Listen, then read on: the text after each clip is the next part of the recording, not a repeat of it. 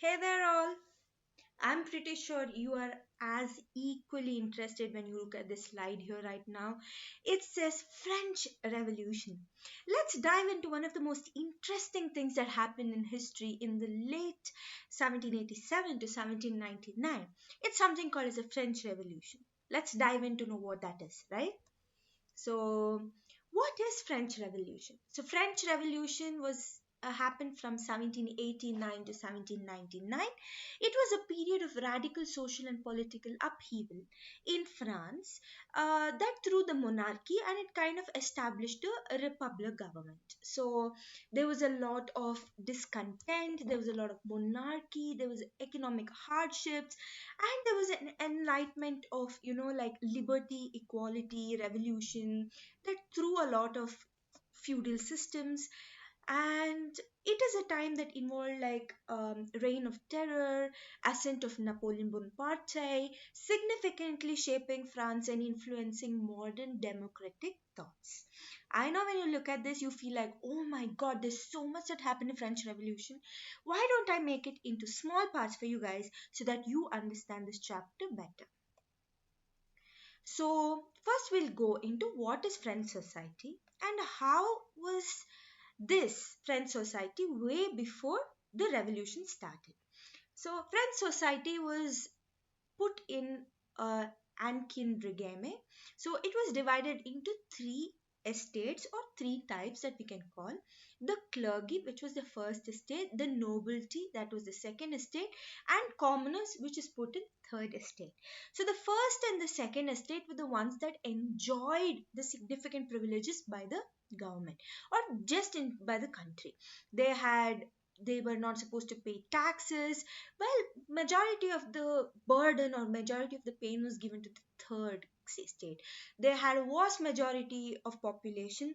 They always would had the heavy burden of taxation. They had limited social and political influence in whatever that may be.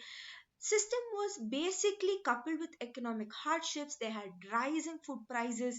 There was a lot of enlightenment ideologies that came in the society, but it did not have any kind of effect on the third estate, so which kind of created like deep social tensions between the estates that ultimately gave way for the French Revolution. Okay, so when we look at French Revolution, we should always look into this one person called as Napoleon Bonaparte. So what is his role? Okay, so during French Revolution, Napoleon just rose up, with a brilliant, he had one of the most brilliant military strategies. He distinguished himself in one of the most various campaigns. He gained popularity and most importantly he gained power. So he always seized opportunities and he looked into political instability. So when he saw political instability, he thought, wow, this is my opportunity. He took that opportunity. He staged a coup in 1799 and he became the very first consul. Okay, he consolidated authority, he implemented reforms, and he restored order in the society. Eventually, he crowned himself as an emperor in 1804. He had military conquest, he expanded French influence across all of Europe. But ultimately, at the end, his ambition led to downfall and exile. But when he was there in power, it was one of the most good, successful campaigns that ever happened all across Europe. It even garnered him immense popularity all over the world. Next part is constitutional monarchy. So, what is constitutional monarchy? So, French Revolution briefly experimented what this constitutional monarchy might be in the year 1791. So it was a kind of a form of a government in which monarch's power was limited by a constitution. Okay, so it's either written or unwritten, but it still is limited power. Okay, so monarch serves as the head of the state, but their actions are constrained by laws and customs, often with the parliament or elected body by holding a real political power. Okay, the system always balance traditional authority with democratic principles so that they know that the monarch's role is largely just symbolical. Well, government does the entire operation according to the legal framework. So they gave this a try. Okay, and in this they ultimately led to the monarchy's abolishment, and they led to something called as establishment of a republic. So what do you mean by abolishing monarchy? So abolishing monarchy is more like removal of monarch as the head of a state and transition to a form of a government, removing king as a head of a state and making government the head, right? So this signifies a fundamental shift in political ideology, right? So over here, growing discontent with King Louis's rule fueled economic hardship. Okay, there was a lot of revolutionaries who wanted more egalitarian society, so they declared a republic which included king's execution in 1793, which ended to the French monarchy. Okay, then there's something came as a reign of terror. So reign of terror happened in 1793 and it happened till 1794. So there was like an intense dark period that happened in between the French Revolution.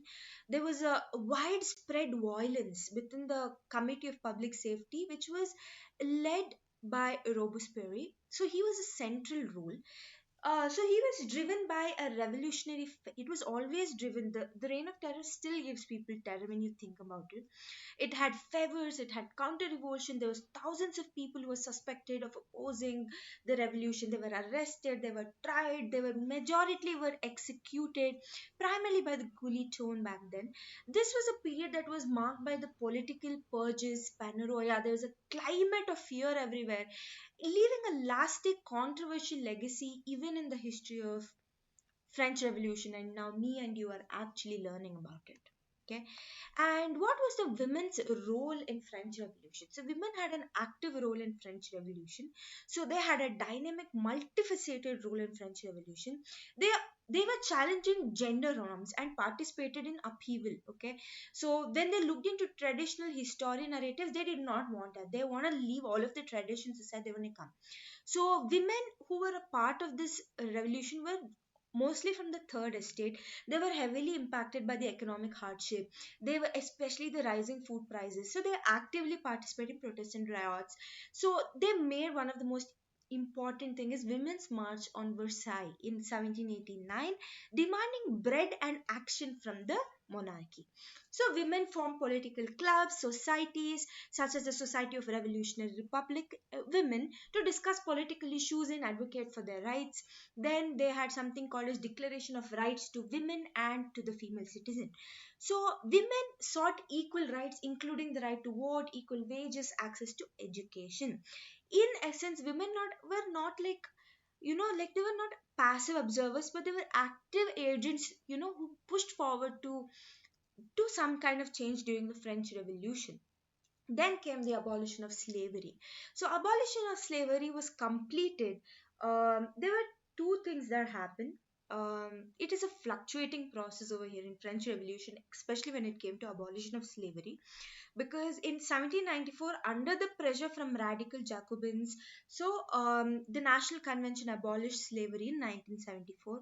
But when Napoleon Bonaparte came in 1802, this abolition was only short-lived. So he reinstated the slavery. So he prioritized economic interest and colonial control. So he brought back slavery. But in 1848, during the Second Republic event, slavery was permanently and finally abolished in all of the French territories. Okay, so the last part is French Revolution and everyday life.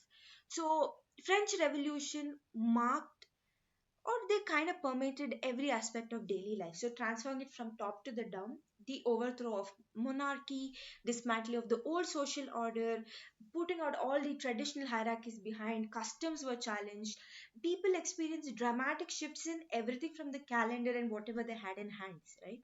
So, fear and suspicion became commonplace during the reign of terror, then after, affecting the social interactions, the daily routines of people, food shortages, economic instability. Everything was, like kind of had an impact. But this was only for time being. So, okay, revolution brought constant change, uncertainty, making it hard to even think about what might happen tomorrow. So that was how everyday life during the French Revolution was. So, in the description, I have the notes of this chapter. which you guys can look into and make your own notes. Okay, so before I leave you, let's do the drill again. I give you guys three questions regarding French Revolution that we've studied. Answer all those three questions and put them down in the comment box, and you'll be given something really special from Paathshala. So the questions are as follows. Describe the circumstances leading to the outbreak of revolutionary protest in France. How would you explain the rise of Napoleon Bonaparte? And the last question is, describe the legacy of French Revolution for the people all over the world during the 19th and 20th century.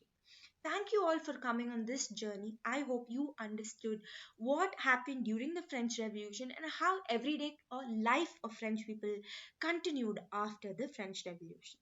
Thank you. If you want to know more, follow Paathshala.